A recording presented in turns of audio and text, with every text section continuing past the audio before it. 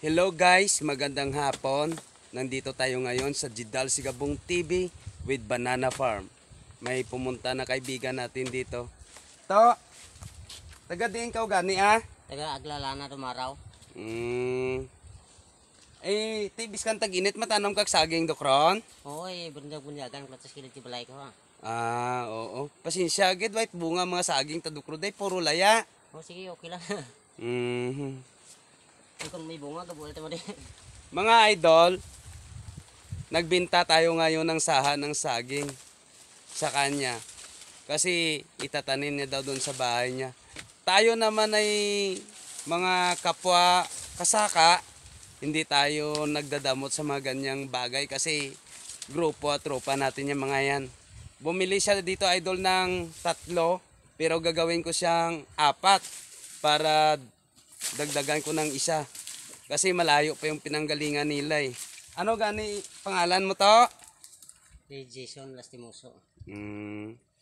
Din ka naglibot kay ina ka pa makalsaging? Diyan lang sa Enrique.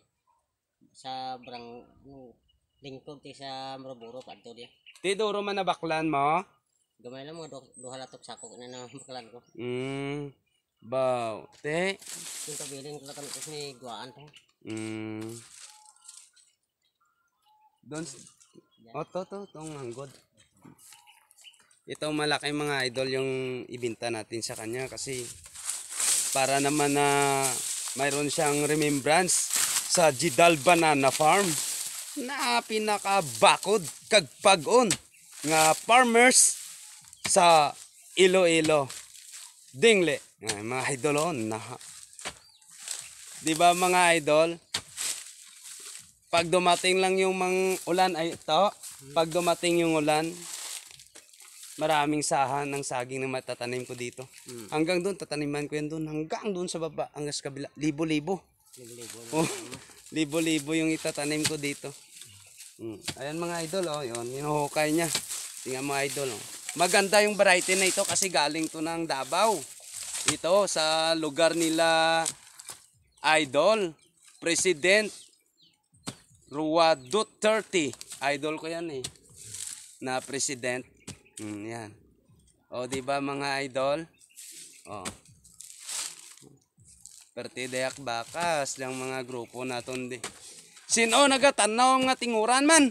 Kasaging man. Ngatinginit. Taginit. Gali. Sorry. Ikaw lang to no? Oo. Ay bunyag-bunyagan na kilid balay. Di man no na. O di ba? O.